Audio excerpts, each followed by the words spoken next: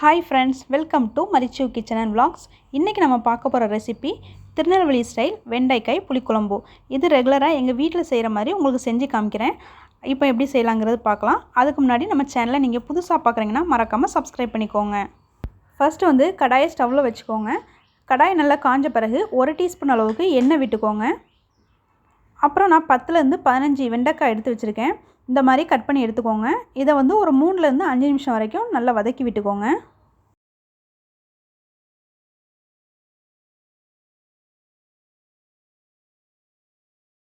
Okay, இது இப்போ நல்லா வதங்கிச்சு. வேற பிளேட்டுக்கு ட்ரான்ஸ்ஃபர் பண்ணிக்கலாம். நெக்ஸ்ட் அதே கடாயில 2 டேபிள் ஸ்பூன் அளவுக்கு நல்லெண்ணெய் விட்டுக்கோங்க. எப்பவுமே நாம புளிக்குழம்பு செய்யும்போது நல்லெண்ணெய் சேர்த்துக்கிட்டோம் அப்படினா டேஸ்டும் நல்லா இருக்கும், ஹெல்த்தியும் கூட. இப்போ நல்லெண்ணெய் காஞ்ச பிறகு ஒரே ஒரு வெங்காயம் நீளமா கட் பண்ணி வச்சிருக்கேன். இத வதக்கி விட்டுக்கலாம்.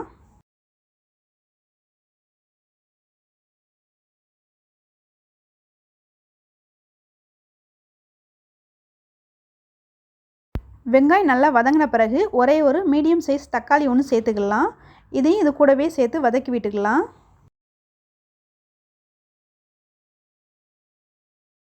தக்காளி வெங்காயம் ரெண்டும் நல்லா வதங்கின பிறகு 2 டீஸ்பூன் அளவுக்கு தனி மிளகாய் தூள் சேர்த்துக்கலாம். அப்புறம் 2.5 டீஸ்பூன் அளவுக்கு மல்லித்தூள் சேர்த்துக்கலாம். அதாவது தனியா தூள். இதுக்கு பதிலா குழம்பு மிளகாய் தூள் இருந்தா கூட நீங்க சேர்த்துக்கலாம். இப்போ ஒரு பிஞ்ச் அளவுக்கு காயப்பொடி சேர்த்துக்கலாம். இப்போ ஸ்டவ்ல சிம்ல வச்சிட்டு ஒரு 10 ல இருந்து 15 செகண்ட்ஸ் மட்டும் லேசா வதக்கி விட்டுக்கோங்க. நெக்ஸ்ட் சின்ன லெமன் சைஸ் அளவுக்கு புளி ஊற வச்சி கரைச்சி எடுத்து வச்சிருக்கேன். இதோட சேர்த்துக்கலாம். இப்போ இது கூடவே 1 கப் அளவுக்கு தண்ணி சேர்த்துக்கலாம். தண்ணி சேர்த்த பிறகு லேசா அந்த மாதிரி mix பண்ணி விட்டுக்கோங்க எல்லாத்தையும்.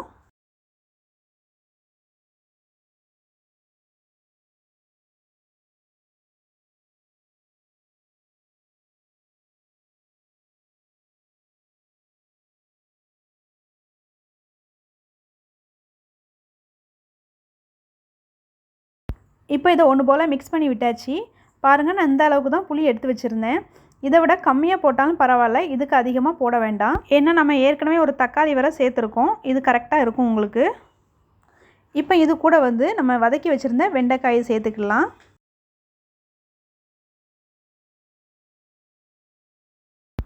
ஓகே, இதை இப்போ ஒரு 5 நிமிஷம் கொதிக்க விட்டுக்கலாம். இது நல்லா கொதிக்கிறதுக்குள்ளேயும் இதுக்கு தேவையான தேங்காய் அரைச்சிட்டு வந்துடலாம். நான் 1/4 கப் அளவுக்கு தேங்காய் எடுத்திருக்கேன். இது கூடவே மீடியம் சைஸ்ல ஒரே ஒரு பல்லாரி வெங்காயம் எடுத்திருக்கேன். அப்புறம் ஒரு பல் பூண்டு. அப்புறம் 1/4 டீஸ்பூன் அளவுக்கு சீரகம் சேர்த்திருக்கேன். இப்போ இது எல்லாத்தையும் நல்லா மையா அரைச்சிடணும். பாருங்க, புளிக்குழம்பு நல்லா கொதிச்சிக்கிட்டு இருக்கு. நம்ம அரைச்சி வச்சிருந்த தேங்காய் பேஸ்ட்டை இதோட சேர்த்துக்கலாம். தேங்காய் நல்லா மையா அரைக்கணும், கொரகொரப்பா இருக்க கூடாது. இப்போ இதுக்கு தேவையான தண்ணியை ஆட் பண்ணிக்கலாம். இப்போ இந்த குழம்புக்கு தேவையான உப்பு சேர்த்துக்கலாம். உப்பு சேர்த்த பிறகு லேசா அந்த மாதிரி mix பண்ணி விட்டுக்கோங்க. இந்த குழம்புக்கு வெண்டைக்காய்க்கு பதிலா முருங்கைக்காய், கத்திரிக்காய், அப்புறம் வாழைக்காய் கூட சேர்த்துக்கலாம், நல்லா இருக்கும். ஓகே, இதை இப்போ 10 நிமிஷத்துக்கு மீடியம் ஃப்ளேம்ல வச்சு மூடி போட்டு நல்லா கொதிக்க விட்டுறலாம்.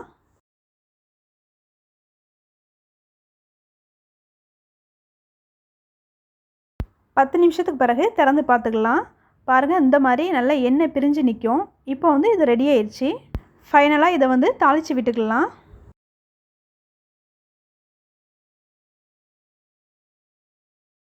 தாளிக்கிறதுக்கு 1 டேபிள் ஸ்பூன் அளவுக்கு நல்லெண்ணெய் விட்டுக்கலாம்.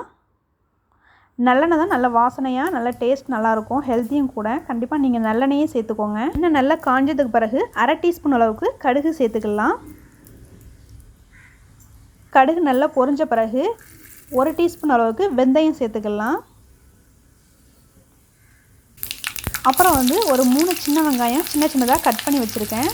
இதையும் இதோட சேர்த்துக்கலாம். வெங்காயம் நல்லா கோல்டன் கலரில் வர்ற வரைக்கும் நீங்கள் ஸ்டவ்வில் வச்சுக்கோங்க. பாருங்கள், இந்த மாதிரி இருக்கணும்.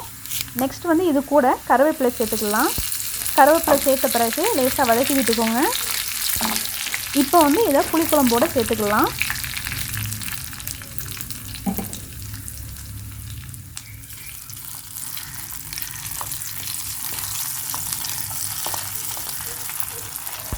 இப்போ இது கூட சேர்த்த பிறகு லேசாக மிக்ஸ் பண்ணி விட்டுக்கோங்க. ஃப்ரெண்ட்ஸ், நான் சொன்ன இதே மெத்தடில் கண்டிப்பாக இதை ட்ரை பண்ணி பாருங்கள். ட்ரை பண்ணி பார்த்துட்டு எப்படி இருந்துச்சுன்னு சொல்லுங்கள். நான் வந்து எப்போவுமே இதே மெத்தடில் தான் எங்கள் வீட்டில் செய்வேன். இந்த வெண்டைக்காய் புளிக்குழம்பு எங்கள் ஊரில் இதே மெத்தடில் தான் செய்வாங்க. கண்டிப்பாக நீங்கள் ட்ரை பண்ணி பார்த்துட்டு கமெண்ட்ஸில் சொல்லுங்கள். இந்த டிஷ் உங்களுக்கு பிடிச்சிருந்துச்சுன்னா லைக் பண்ணுங்கள், ஷேர் பண்ணுங்கள். என்னோடய சேனலை நீங்கள் புதுசாக பார்க்குறீங்கன்னா மறக்காமல் சப்ஸ்கிரைப் பண்ணிக்கோங்க. கூடவே பக்கத்தில் ஒரு பெல் பட்டன் இருக்கும், அதை மறக்காமல் கிளிக் பண்ணிக்கோங்க. அப்போ தான் நான் போடுற ஒவ்வொரு வீடியோஸும் உங்களுக்கு நோட்டிஃபிகேஷனில் காட்டும். நான் மறுபடியும் வேறு ஒரு டிஷ்ஷில் உங்களை மீட் பண்ணுறேன். இது வரைக்கும் வீடியோ வாட்ச் பண்ணதுக்கு தேங்க்யூ.